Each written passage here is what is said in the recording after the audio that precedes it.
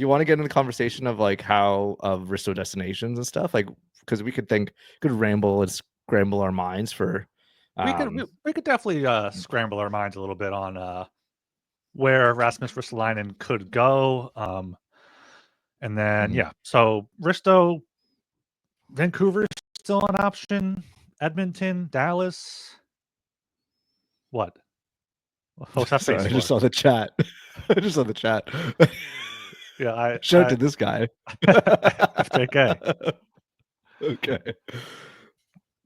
Yeah, I think it's really interesting. So I'm on Cap Wages, which is like the cap friendly kind of clone, and they have a cool tool that like it shows what teams can fit certain players at the deadline, like just like cap wise financial, so you don't have to think about it.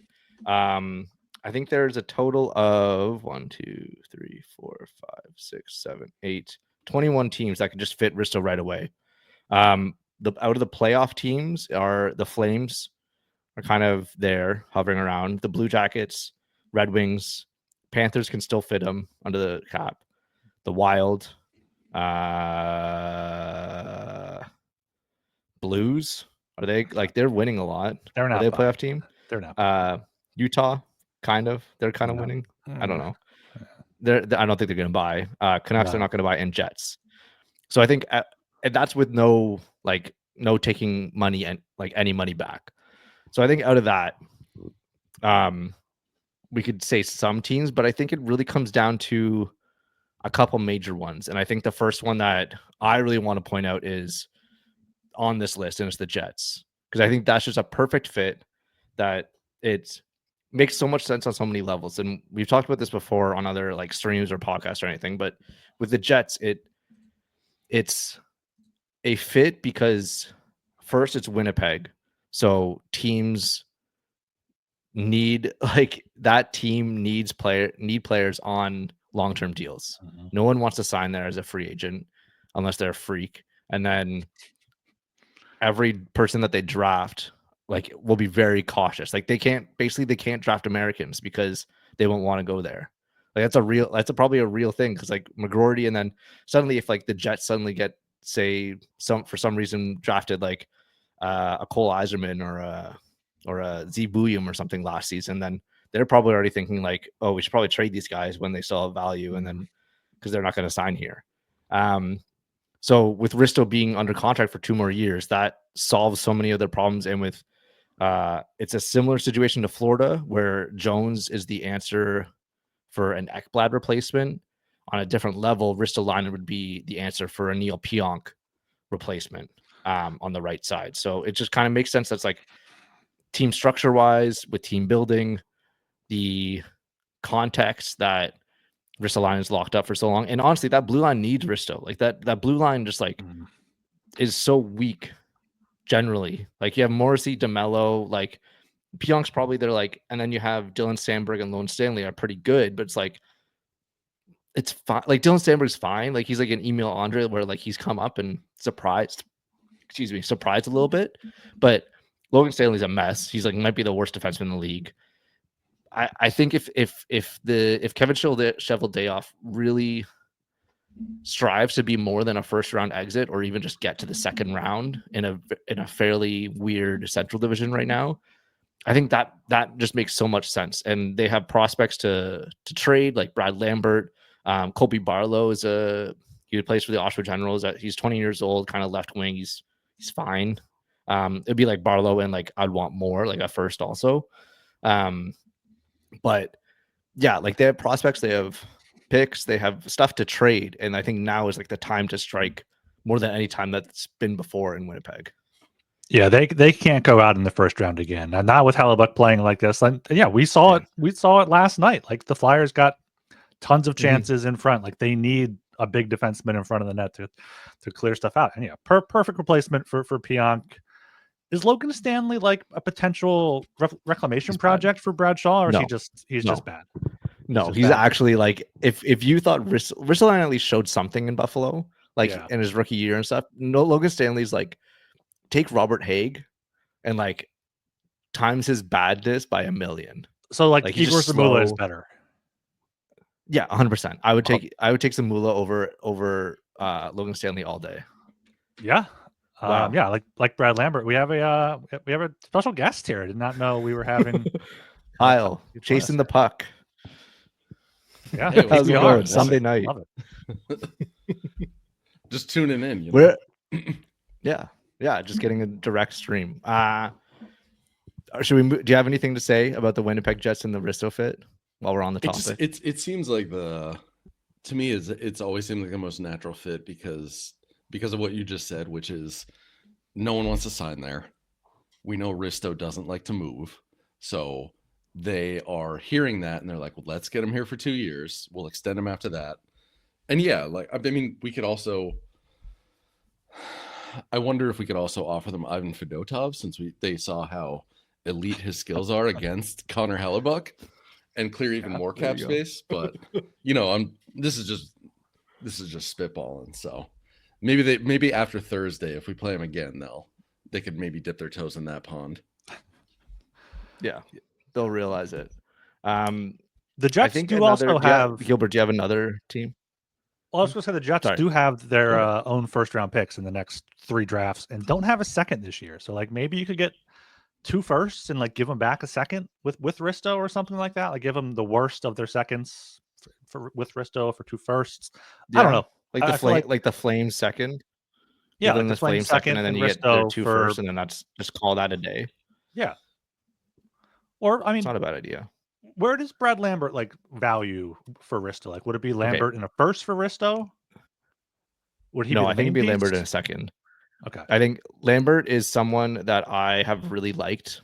Like he's the type of player that if for some reason the Flyers get him in a deal, I'd be like doing a 45-minute rant and breakdown on this YouTube channel about him because I love him so much. He's super speedy. He has an interesting story, obviously an American that was grew up in Finland because his dad played professional hockey over there. Or Canadian, and then whatever. But yeah, I think he's again plays with such high pace that the Flyers want, a little on the smaller side, so he could potentially not stick at center. But even on the wing, he's a player that creates so much of his own offense. His AHL numbers aren't great right now, but the Manitoba Moose are maybe the worst AHL team in existence right now. So it's just generally a bad situation that he's in, and Winnipeg for some reason just doesn't want to bring him up. So it's a situation that I think the Flyers could get their hands on and kind of mold him into a very, very good player with the tools that he has. I love him.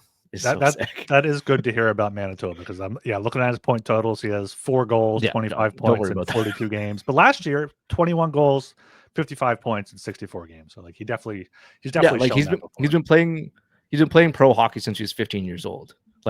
He's playing pro in Finland for so long, and then I think now it's just getting to him this season where it's what am I doing? Where am I going?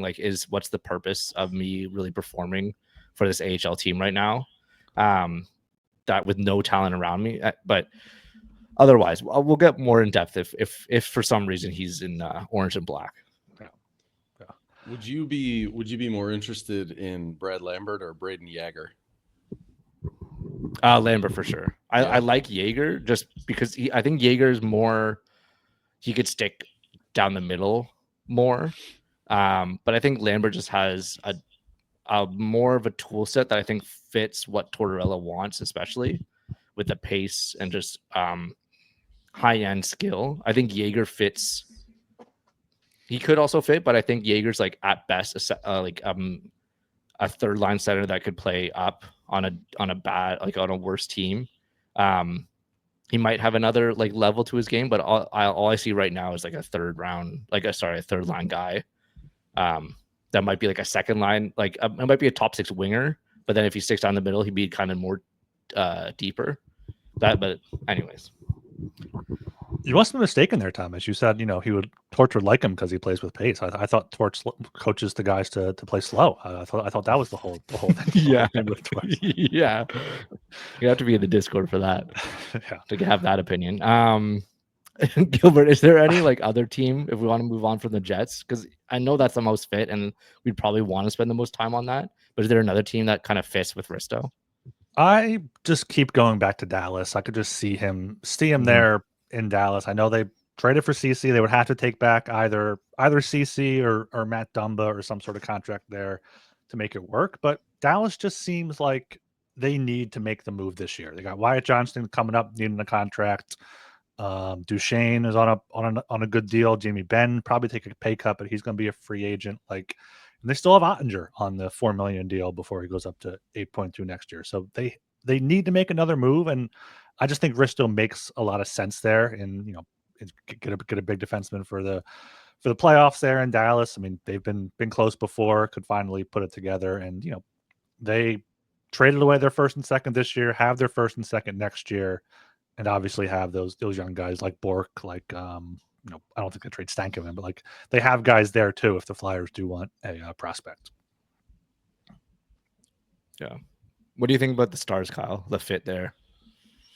I just wonder what their. I mean, let me go on Capway just quick. I wonder what their money situation is, and like the Dallas to me has always been obvious, like an obvious destination because they've drafted so well and they've drafted guys that when you look in retrospect at the Flyers drafts, you're like, man, I wish we would have got that guy. But so many of those guys, I don't know how attainable they are. I mean, like Wyatt Johnston, good luck. Logan Stankoven, sure, but he's another smallish forward, and we've got Brink, Peltier, Barkey's going to be coming up, and as much as stupid as it is to just sort of not want to go after a player because of their size, because you have already a couple guys who are on the smaller side. I mean, Stankoven has definitely had a sophomore slump. You got Maverick Bork, who's also not huge, but again, I think for me the big thing is money. I don't know. Mm-hmm. They definitely have a need because after Tanev, it definitely feels like they need another Tanev-ish guy. And do we know? I haven't followed it that closely. Do we know if Heiskanen is like probably going to be on LTI, or is he even on LTI? I think he's not on on LTIR yet. He's just on IR. Okay, right. And so to me, they could probably do it if we retain, and I don't mind retaining, but they have plenty of players that I would love to get my hands on, but I don't know if you could get them in a Risto trade is kind of where my mind is. Yeah, I think for me, the Stars, their next, like their prospects are at a different level than getting like just a throw in. Like Brad Lambert, you could see be like a team the Jets kind of just give up on him, be like, let's just squeeze our value, and we're not using him in the NHL right now. We're like the Stars are kind of using their guys, unless you want to do like a Liam Bichsel, huge left-handed guy, and that was the rumor. That was like a proposed trade and like the fake trade thing on Frank Saravelli's thing. It was just like 1-for-1, which I wouldn't hate that. I like a left-handed guy that's 6'7" and can move and would be pretty nice just to like that's a better option than Logan Stanley. I was just looking at him. Like imagine him with Drysdale or with Bonk for the next like 5-10 years. That'd be like like that would solve your like every concern about the Flyers blue line being too small. Then you could have like York, Drysdale, Andre, and just be like, there you go. There's the giant guy, and then you have Sanheim, and then just like, okay, fine, we're good. I think that would be kind of a move, but then also like to get Bichsel, you probably need to maybe take back Dumba. I don't know what the Stars view about him. He's under contract for another year at 3.75. I like Dumba as a person and like a locker room guy, because I was watching the Wild for a very long time. But yeah, like he's not playing great hockey right now. So he'd basically be next year's Eric Johnson, I think, like a 7th defenseman. but also that might be a value of like the Stars if they don't want him under a contract, if they don't want him on their team next season, then that kind of tips the scale a little bit in the Flyers' favor. But like, we're taking back a guy, give us Bichsel because now he's more valuable, and you get Risto for 3 playoff runs or whatever. But again, the Stars have their 2026 first round pick, 2026 second. But this year, basically no picks at all, if that's the route that the Flyers want to go to. So there's a fit there. There's a way that they could do this with the Dallas Stars. Definitely. Just to play devil's advocate to myself, like it feels like if they wanted Risto or Lawton, they would have because I'd be like, oh, just give them both of them. But like that's what they did for Granlund and CC. They got a depth center, got a right-handed defenseman. So I don't know if that we should be maybe ruling out the Stars more. But I mean, yeah, Risto's definitely an upgrade on CC, on Dumba, Are they the ones that had Ryan Suter playing last year playoff minutes? I know the Wild had him, and then the Stars had him. Like he's just been awful. Or was it the Blues? Or was he? Did he join the Blues this year? The Blues this year. Ryan Suter's terrible. Yeah, he's okay. Yeah. So the Stars. I know he's on the Stars, but yeah. Man, imagine going around the. He's just staying in the middle of America, just Nashville, Minnesota, St. Louis, Dallas, just sticking in this one path. Hates water.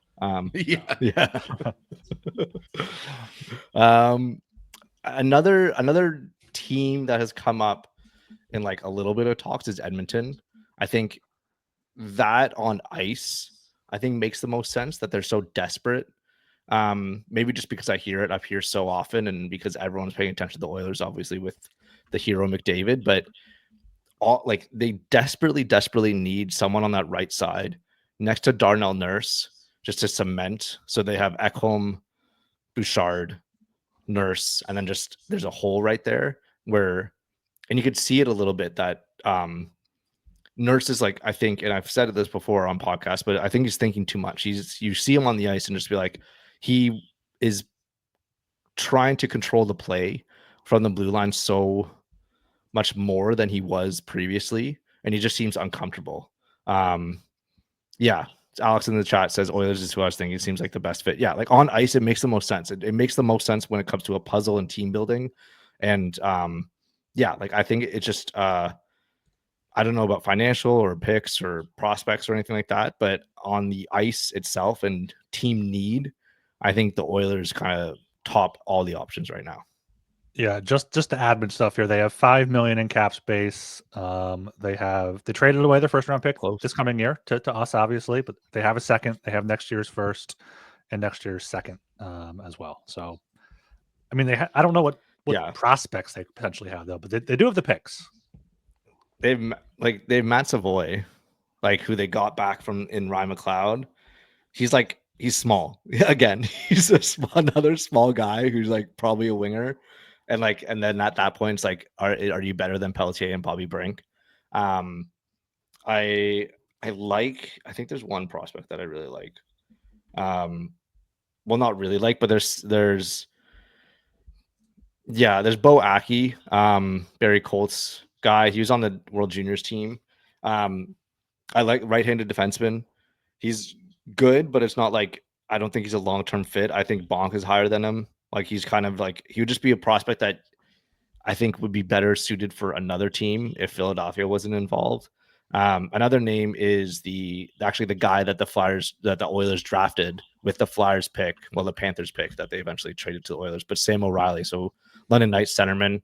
He's fine. He's played a depth role with London.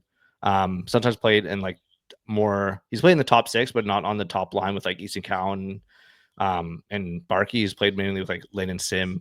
Now I'm just naming London Knights and showing my junior hockey ass, but Sam O'Reilly is fine. He's over a point a game, but that's kind of generally expected for a D+1 guy on London. He's fine. I think his ceiling is pretty low, but again, he was a first round pick, so I think the Oilers would probably just rather keep him around. Prospects, there's not a whole lot. Again, it's probably as simple as something just their first in 2026. I think that's kind of the direct thing that you could just say. And then I don't know about finances. I guess if the Flyers want to retain like $500,000 and then just call it a day. Yeah, I think the one thing that's interesting about Edmonton, like, who knows, like they don't have a lot of, I wouldn't say they have a lot of stuff that could come back that would really excite me, but they definitely have a need, because if you look at their, I'm just looking at cap wages right now, the only defenseman they have signed for, well, Risto has 2 more seasons after this. They don't have any defensemen signed that long besides Darnell Nurse. Every other one of their defensemen either has an expiring contract after this season or the next season. So, if Stan Bowman's looking at that and saying, I don't want all of my defensemen to be expiring at the same time, Risto would obviously make sense. And yeah, I mean, they have, according to cap wages, they have a few defensemen who could either do left or right, but I mean, it's like you said earlier, it's Bouchard, and past that, I think their third pairing defenseman is who is it? Oh, Klingberg, which, like, he seemed okay since coming back, but I think they're going to want more than that. As far as prospects that could come back, nothing special for me. And I was just kind of trying to, look around and say, oh, who's maybe an expiring contract we could take of theirs that, might fit. I don't see a lot. And like, if you go through what they have, like, it is rife with players with no move clauses and modified no trade clauses. So I don't really know. It doesn't seem like there's a lot that could come back, but as far as a fit, they could very well be a fit. And who knows? Like, I'll take their 2026 first. It'll probably be a late one, but again, like, maybe McDavid's traded. Yeah. Oh wait, maybe McDavid's traded and they're terrible. Sure. I mean, yeah. There you go. Like I said, I've said this before: is let them lose again in this year's Cup Finals and hire Jay Woodcroft and poach Connor McDavid. It's that easy. Just turn into the Oilers. Step 3 profit. Yeah. Oh man. Yeah, Edmonton. Is there another? A great fit, but it would have to be Savoy, who's just he's 5'9". I didn't realize he was that small. Maybe they do get Sam O'Reilly and pair him with Barkey moving on up through the system. But yeah, I mean, Oilers might be an off-season move because they still need to figure out how much they're paying Bouchard and what they're doing there. Because as Kyle said, like, they're all kind of locked in right there. Yeah, and the more I look at it, honestly, is I think if we don't end up trading Risto, like, there is a very real chance that we just keep Risto. And I think if we keep Risto, there's going to be a lot of fans who say Danny screwed up. He set his price too high. That this isn't a rebuild and it's all that stupid shit. But Risto has 2 years left. The cap is going up $7.5 million on July 1st. And I guarantee I'd have to look at the defensemen who are going to be UFAs on July 1st, but there's going to be a lot of stupid contracts handed out on July 1st because there always is. And Risto at 5.1, or even if we retain $1 million and it's 4, like, that is going to look like peanuts to some teams for the next 2 years past this. So honestly, like, if we trade him, great at this deadline, but I think you probably end up having a lot better options if you wait until that $7.5 million, hits all of the team's bank accounts essentially to spend. You have time with Risto, and I think fans should just sort of prepare themselves that that's not the worst thing in the world.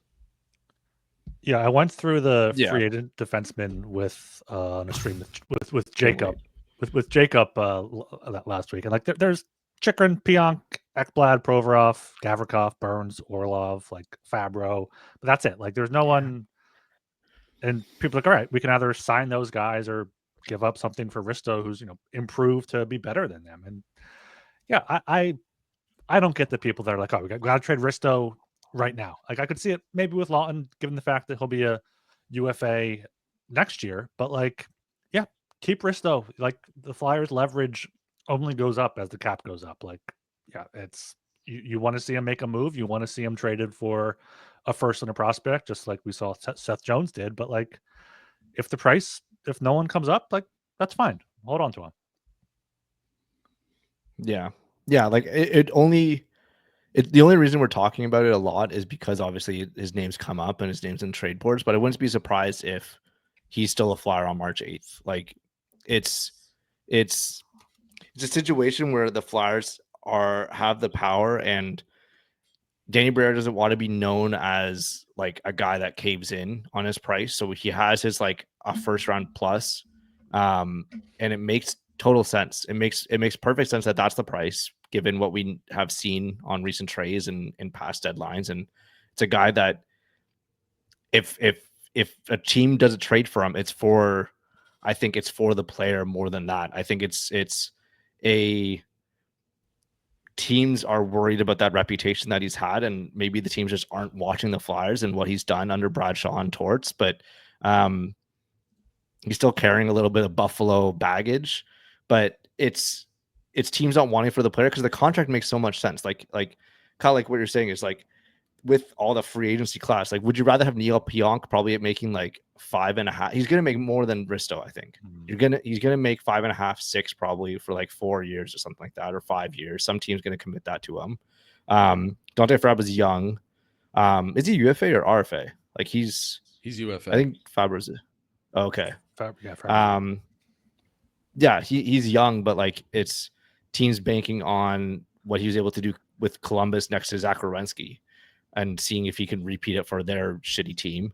And then, like you have other like Chikrin. It was his this season just a flash in the pan. He's left-handed, so it's kind of different. He doesn't provide the same thing as Risto. Like all these guys are going to get paid more, and you're going to commit more to these players than Risto. So other than potentially overpaying, just like trade what you'd want and to get him. But it's a tricky situation. So we had a little question a question in the Broad Street Hockey Slack from an anonymous NHL employee.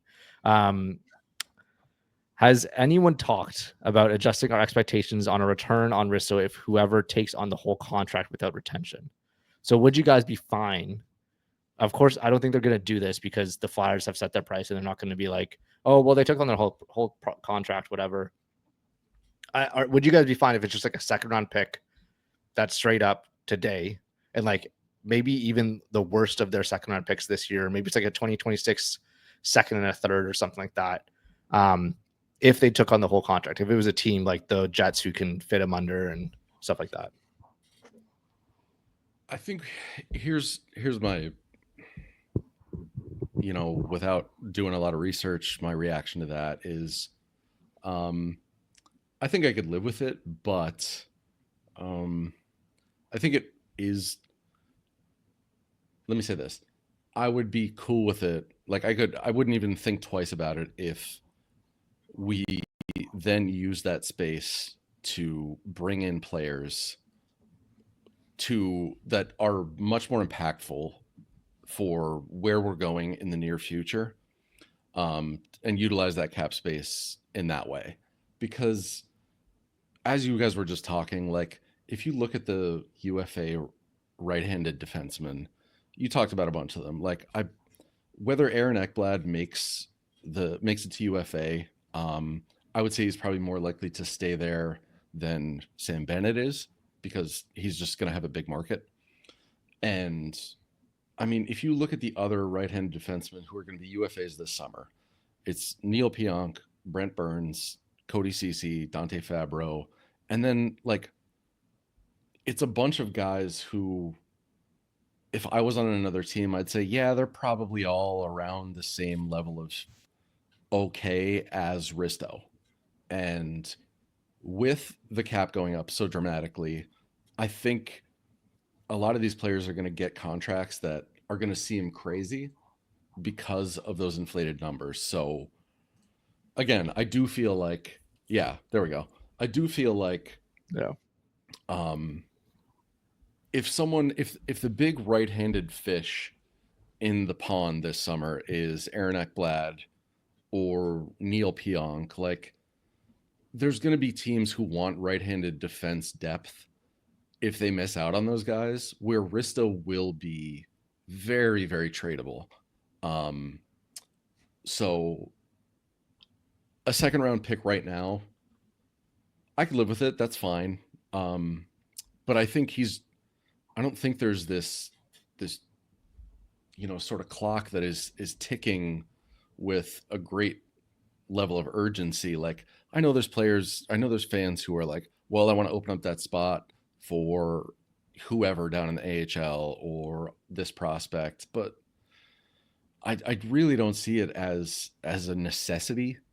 So, hey, I'll take a second round pick. But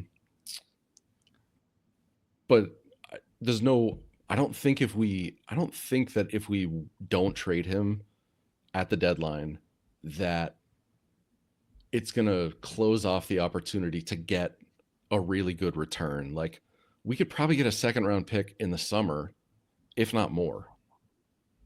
Yeah. Or even next deadline. Like, his value is not going to go down. Right.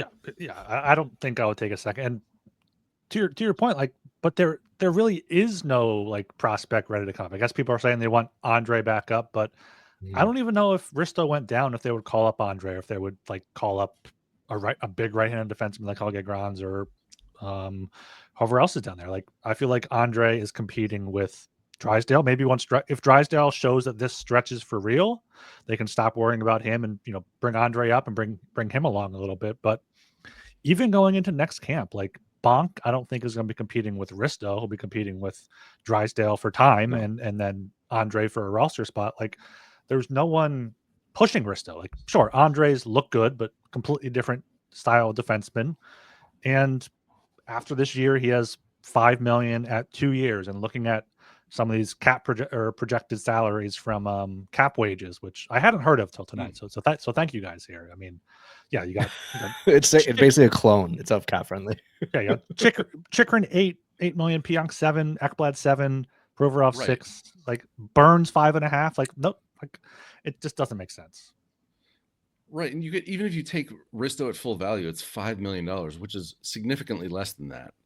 And sure, if you're a fan or a GM and you're expecting to get Risto and he's going to put up the same numbers that he put up in Buffalo, like, you're looking at the wrong thing. But, like, contrary to what Frank Zaravalli wants to say, like, he is Risto is now a very serviceable, shutdown, physical, like, he's a really solid defenseman. Like, and it's a crazy thing to say, and like,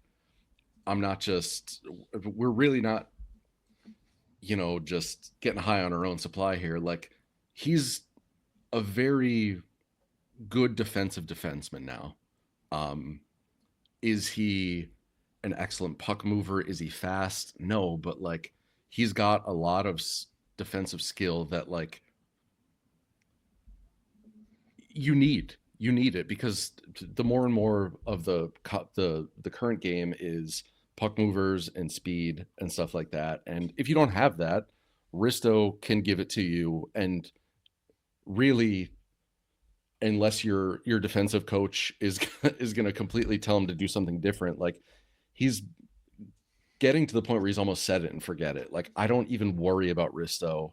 I don't think about Risto on the ice at all as, like, I don't see someone, coming down the ice and Risto's defending and, like, get even remotely nervous. Mm-hmm. Yeah, like, he's a player that would, again, like, it's those players that we've seen move as rentals at the deadline for a similar price that the Flyers want right now with a term, and maybe he just needs, like, to prove that he's healthy and he'll stay competent throughout next season. So then it's like 3 seasons of sample size that he's this player, and then teams will be like, okay, I'll trade a first for him and whatever. But yeah, I think it's a really interesting kind of to go over the market of Risto. Like, are there any other teams that outside of the major three? Because I think those are the three that everyone can think of: the Stars, the Jets, the Oilers, that you could really see go for Risto. Like, is there a possibility, just like a wild card team that we could like maybe not at this deadline even, but at the draft being like, we want to take that next step and Risto is our guy, so we'll commit this effort because we want to flip the switch from non-playoff team to contending for it? Is there a wildcard team that you could see from somewhere? I was reading through Matt Larkin's article from January of like who he could see Ristolainen going to. Like Detroit, maybe. Like they're always a team that is going for it for no reason. I'm not sure what type of prospects or picks they have, but like they have Cider, and then that's about it on the blue line there. And they are a wild card team right now. They're going to make the playoffs. You know, Yzerman wants to prove that his Yzer plan is working, which who knows if it actually is, but they're on there. Tampa, Toronto, which got me wondering, like, what would a Risto and Lawton package get you from Toronto, and then Vancouver. But Vancouver just get Quinn Hughes out of there. Someone save Quinn Hughes because it's just a mess out there. They're a total. Vancouver's a mess. Like, yeah, like you said, it's a mess. Like they're just counting the days until like they just eventually sell everyone and then are right back into like they're in Chicago territory after getting rid of Besser, Demko, Pedersen, Hughes, and then like Dakota Joshua is their first line center or something like after next season or something like that. But yeah, there's definitely teams. Kyle, do you have any like wild card teams you could see?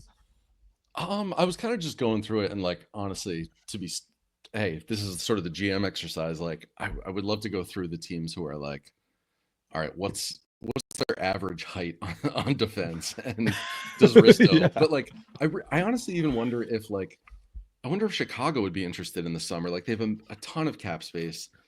Bedard is very unhappy there. They just got rid of their biggest minute-eating right-handed defenseman, and I mean, I don't watch enough Chicago Blackhawks games for a multitude of reasons, but like, so like, I know Bedard's pissed off there because they suck.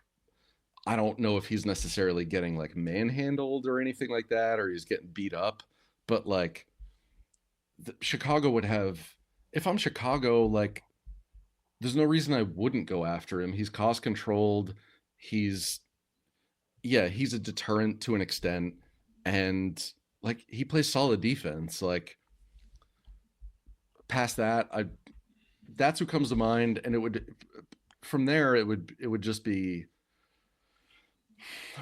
be, I don't see anyone else who's obvious. Like, I'd have to look at Montreal. Like, because again, I was about to say them. Yeah, they're another team who I could see, you know, they're in the same sort of like, all right, we've been rebuilding for a while. I think they feel like Ottawa and Detroit did a couple years ago, where it's like, all right, we've been rebuilding for a while. We've got a lot of young, good players. I think it's time to really put our foot on the gas pedal a little bit. And, you know, for those teams, like when it comes to Montreal or Chicago, like if they don't want to necessarily go out and buy on the free agent market and spend a lot of money with these new inflated cap numbers, like why not take on a contract that, you know, is really not bad at all? What do you guys? How do you guys feel about Kirby Dach? I know he's having surgery to be shut down now, but like he seems like a guy. He's big that could need another change of scenery. I think because his name is Kirby, I'm always like, man, he's 6'4". Yeah, looking at his career face-off numbers aren't great, so maybe he's not a center long term, but I mean, he's big enough to be. I think he's a player that is, his size is why it brings the value. Like, if that makes sense. Like, I think other times you could see a player be like, okay, he's big, but he brings these other things, Tage Thompson, whatever. But I think Kirby, it's like the size is the first thing that you think about, and then you kind of go into, but he can do this and this, and he scores some goals and whatever. But yeah, when you look at Chicago, I'm just trying to look at projected cap space. So under next year, under the 95.5 ceiling, they have $38 million. And of course, they have a bunch of UFAs that they're going to sell off probably at the deadline. Athanasiu, Ryan Donato, Pat Maroon, Craig Smith, and Alec Martinez are all UFAs this summer.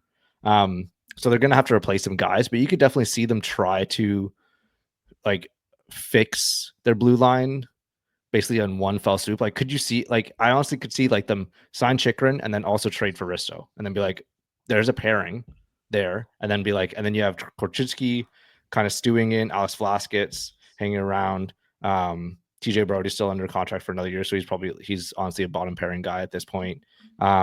Ethan Del Mastro, I really liked in juniors, but yeah, like there's guys that I think Chicago, I think, is a very good option of spending all their money. They might try to potentially spend to the cap on shorter term deals. So a Risto for 2 more years, and that's their commitment. I could see it. Again, this is talking about like something that might happen months from now and not this week. But yeah, I think the value of Risto is never going away. That's a player unlike Lawton that we've been talked about endlessly about. He's a very solid bottom 6 player. Teams are probably internally debating about like, is there a player maybe in the AHL that could do what Lawton does? Is there a player if we just gave this guy more opportunity and maybe like gave him better teammates or line mates, that could he do the same thing as Lawton coming in? That's probably their internal debate. I think with Risto, there's none of that. Like teams could always use a Rasmus Ristolainen on their blue line. So I don't think that. I think the Flyers could just hold firm. Again, we've already talked about that. We'd be fine with them holding on to Risto past the deadline. But I think it's a player that just makes so much sense to squeeze all the value out of, because that's not going away anywhere in the NHL. Yeah, hold on to him rest of the season. I mean, Montreal, David Savard's going to be a free agent. They need someone to play with Lane Hudson. I could see that being quite the pair in Montreal. So yeah, he's definitely someone that these rebuilding teams could take a look at. I would say a point was just made in the Slack that if Risto goes to Chicago, he's never sniffing the playoffs also again. Playoff Risto will not be a thing for quite a long time. Unfortunately. I'm unfortunate for him.